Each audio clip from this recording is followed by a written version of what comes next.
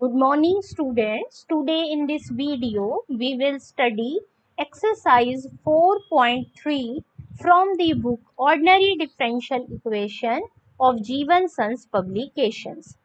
Now we will study our next formula to calculate particular integral. Last video में हमने study किया था कि अगर आपका राइट साइड पर, क्योंकि देखिए आप जनरल जो इक्वेशन स्टडी कर रहे हैं वो है आपकी F of D Y is equal to capital X. Last exercise में आपने स्टडी किया था कि अगर ये फंक्शन एक्स कोई एक्सपोनेंशियल फंक्शन हो तो आप पी आई कैसे कैलकुलेट करते हैं।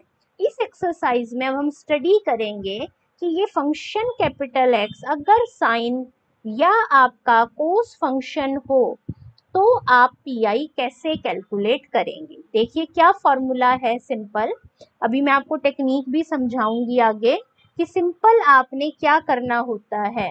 मैं यहाँ पर पोलिनोमियल इन डी स्क्वायर क्यों लिख रही हूँ, क्योंकि आपने इस मेथड में डी स्क्वायर की वैल्यू किससे रिप्लेस कर रखी है, माइनस ए स्क्वायर से। अभी इस टेक्निक को भी हम और डिटेल में समझेंगे आगे कि बस आपने क्या याद करना है कि ये मेथड सिर्फ साइन और कॉस पे ही अप्लाई हो सकता है।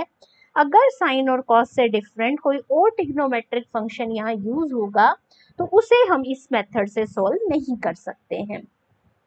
और अगर आपका ये वैल्यू पुट करने के बाद केस फेल हो जाता है, ये वाला पार्ट अगर जीरो हो गया तो केस फेल हो जाता है, तो टेक्निक बहुत एक्सपोनेंशियल से ही सिमिलर है कि आप मल्टीप्लाई में एक्स लिखेंगे, डिनोमिनेटर में जो पोलिनोमियल है उसका with respect to D derivative करेंगे और साइन एज इट इज, और फिर से इस ब्रैकेट वाले पार्ट पर साइन की डेफिनेशन लगाएंगे और सॉल्व करेंगे, और बिल्कुल सिमिलर रिजल्ट आपका कोस के लिए यूज होता है। अब हम पढ़ते हैं कि ये मेथड यूज कैसे करा जाता है। आपका पर्टिकुलर इंटीग्रल इस फॉर्म में हो या इस फॉर्म में हो, मेथड बिल्कुल सेम है। सबसे पहली बात कि साइन और कॉस की कोई पावर नहीं होनी चाहिए, एंगल में सिंगल एक्स की पावर 1 होनी चाहिए, तभी ये मेथड अप्लाई हो सकता है। आप क्या करोगे, जहां जहां डी स्क्वायर है उसे किससे रिप्लेस करोगे, माइनस ए स्क्वायर। ए क्या है, एक्स का कोफिशिएंट। अगर आपका डी क्यूब होगा तो उसे आप लिखोगे D square into D square की वैल्यू है माइनस ए स्क्वायर और डी एज इट इज। अगर आपका डी फोर है तो उसे आप लिखोगे डी स्क्वायर का स्क्वायर यानी कि माइनस ए स्क्वायर का स्क्वायर यानी कि ए की पावर 4। इसी टाइप से आप डी की डिफरेंट डिफरेंट पावर्स को रिप्लेस करोगे, यानी कि आपने जब सभी वैल्यूज पुट कर दी तो रिजल्टिंग एक्सप्रेशन आपके पास डी में आ जाएगा, क्योंकि डी की वैल्यू पुट करने के लिए आपके पास कुछ नहीं है। अगर मान लो आपका एक्सप्रेशन कुछ भी आ गया, जैसे मैंने ले लिया डी प्लस बीटा, तो आप जो भी यहाँ बीच में साइन होगा उसके अपोजिट साइन से मल्टीप्लाई और डिवाइड करेंगे, न्यूमरेटर रखेंगे एज इट इज, डिनोमिनेटर में a plus b a minus b का फॉर्मूला बनाने से हमें ये फायदा हुआ कि नीचे डी स्क्वायर बन गया, डी स्क्वायर की वैल्यू फिर माइनस ए स्क्वायर पुट कर देंगे। अब ये तो कांस्टेंट पार्ट रह गया, अब प्रॉब्लम रही आपके न्यूमरेटर की। न्यूमरेटर में अब जब आप इसे मल्टीप्लाई कर देंगे तो कैपिटल डी का मतलब होता है derivative with respect to x, तो मतलब साइन ए एक्स का आपको डेरिवेटिव करना है और आपका क्या आ जाएगा, आंसर। और कॉस के केस में भी बिल्कुल यही सिमिलर मेथड अप्लाई होगा। अब हम इस पर बेस्ड कुछ क्वेश्चंस डिस्कस करते हैं। तो यहाँ पर भी क्वेश्चन सॉल्व करने के लिए आपको कंप्लीट सॉल्यूशन निकालना है। कंप्लीट सॉल्यूशन निकालने का method C F plus P I होगा, बिल्कुल वही मेथड जो आपने अपनी एक्सरसाइज 4.2 में स्टडी किया है।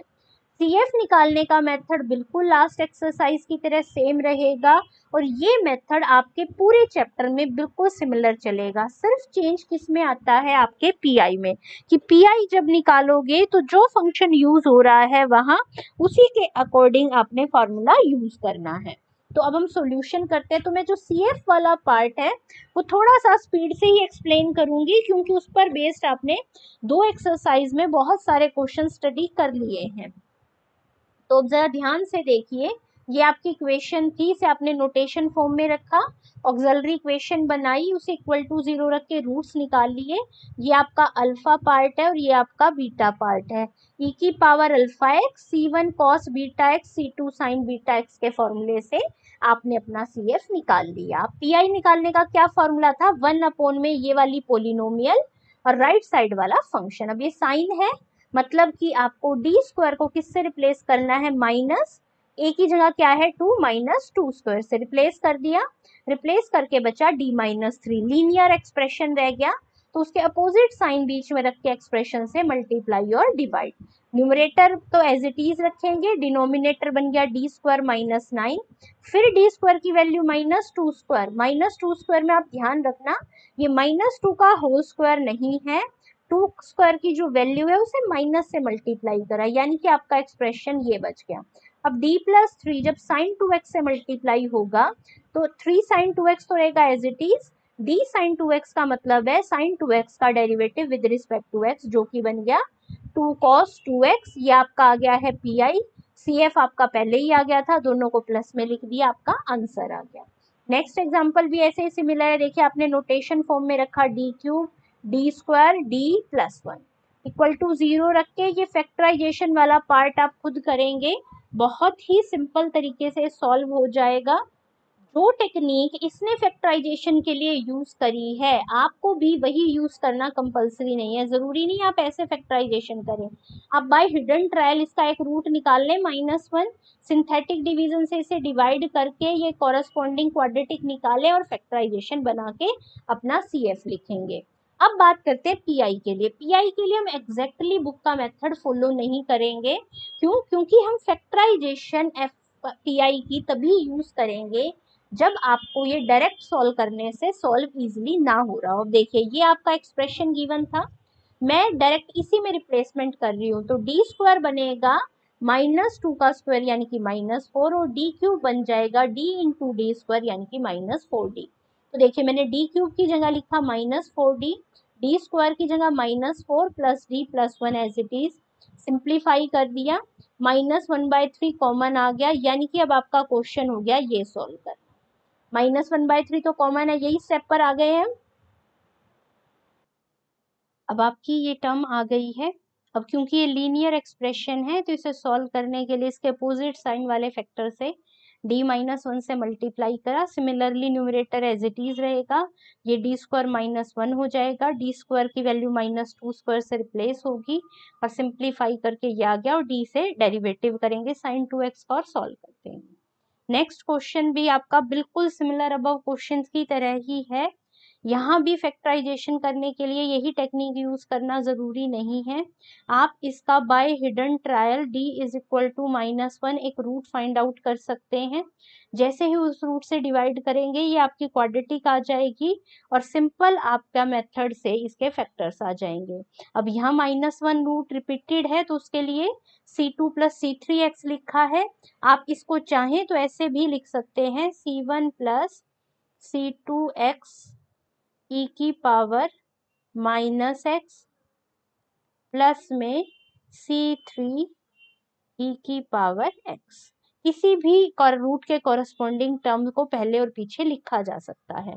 यहाँ भी PI निकालने के लिए देखिए डायरेक्ट ये वाली टर्म है, इसमें d² की जगह तो -4 और d³ की जगह -4d पुट करा, सिंप्लीफाई करके यही टर्म आ गई और ये क्वेश्चन आपका बिल्कुल आपके अबव क्वेश्चन की तरह से ही सॉल्व हो जाएगा, तो इसे हम यहाँ रिपीट नहीं कर रहे हैं। नेक्स्ट जो आपका क्वेश्चन है आप ध्यान से देखिए, जो राइट हैंड साइड में फंक्शन X होता था वो अब आपके एक्सपोनेंशियल और sin 2x का क्या हो गया है, कॉम्बिनेशन। क्या मतलब है इसका कि ये दोनों एक्सरसाइज के क्वेश्चंस का कंबाइंड यूज करेगा, तो आपको कुछ ऐसा स्पेशल नहीं करना है, आपने जो भी PI में टर्म्स यूज हो रही हैं उन्हीं पर जो उसका फॉर्मूला लगता है उसी के अकॉर्डिंग फॉर्मूला यूज कर लेना है। देखिए बिल्कुल सिंपल है, पहले तो नोटेशन फॉर्म में लिखा, d² -4 को 0 करने से d की वैल्यू आई +-2, ये आपका बन गया PI। अब यहाँ पर दो टर्म थी तो मैंने ब्रैकेट खोल के सेपरेट कर लिया, इसको 4.2 के मेथड से सॉल्व कर देंगे, इसे 4.3 के मेथड से सॉल्व कर देंगे, जो आंसर आएगा उसे प्लस कर देंगे। तो यहाँ क्या करेंगे, एक्सपोनेंशियल में क्या था, x का जो कोफिशिएंट था 1 वो d की जगह पुट करना है, पुट कर दिया, हो गया ये पार्ट सॉल्व। यहाँ था d² की जगह क्या पुट करोगे, आपने पुट करना है -2 का स्क्वायर यानी कि -4 पुट कर दिया, ये आपका आंसर आ गया। CF और PI को प्लस करके लिख दिया, ये आपका कंप्लीट सॉल्यूशन हो गया। अब नेक्स्ट में आप ध्यान दीजिए क्या डिफरेंस है, sin x और sin 2x का प्रोडक्ट है, लेकिन आपके पास दो फंक्शन के प्रोडक्ट का फॉर्मूला नहीं है, तो हम इसे ट्रिग्नोमेट्रिक टेक्निक से प्लस या माइनस में कन्वर्ट करेंगे। कैसे करेंगे, देखिए ये तो नोटेशन फॉर्म ही थी, नोटेशन फॉर्म को इक्वल टू जीरो करा, प्लस माइनस आयोटा आ गया, प्लस माइनस आयोटा में रियल पार्ट क्या है आपका जीरो और इमेजिनरी पार्ट क्या है 1, उसके अकॉर्डिंग आपने अपना ये सॉल्यूशन लिख दिया। अब देखिए कैसे सॉल्व करेंगे, आपने इस टाइप की टेक्निक्स इंटीग्रेशन में भी यूज की हुई है। हम क्या करें, इसे 2 से डिवाइड मल्टीप्लाई कर दें, यहाँ 2 साइन है, साइन बी का ये फॉर्मूला लगा दें। लगाने के बाद ये जो 1/2 था ये कॉमन रख दिया, यानी कि अब क्वेश्चन बन गया ये। क्योंकि पीआई में दो फंक्शन इन्वॉल्व हो रहे हैं तो मैं ब्रैकेट खोल के दोनों को सेपरेटली सॉल्व करूंगी। सिंपल कॉस एक्स के केस में यहाँ ए की वैल्यू है 1 और यहाँ ए की वैल्यू है 3। आप इसे खुद सॉल्व करेंगे, और जो केस ऑफ फेल्योर वाला केस बनता है, क्योंकि देखो 1 पुट करते ही आपका केस फेल हो रहा है, तो आपने क्या करना है, डिनोमिनेटर का डेरिवेटिव कर देना है। डी स्क्वायर का डेरिवेटिव क्या हो जाएगा 2d, एक एक्स बाहर आ गया और आपका वो cos x as it is. अब यहाँ पर आप चाहे वैल्यू पुट कर ले, नहीं तो आपको पता है 1/d का मतलब होता है integration with respect to x, तो ये 1/d किसके साथ है, cos x के साथ, तो cos x का इंटीग्रेशन क्या लिख दिया sin x। दूसरी वाली जो टर्म है वो सिंपल फॉर्मूले से सॉल्व हो जाती है और आपका आंसर आ जाता है। नेक्स्ट में देखिए ये बिल्कुल ही सिंपल है, डी स्क्वायर प्लस ए स्क्वायर आपकी ऑक्सिलरी इक्वेशन बन रही है, सॉल्व करके रूट आ गया प्लस माइनस ए आयोटा।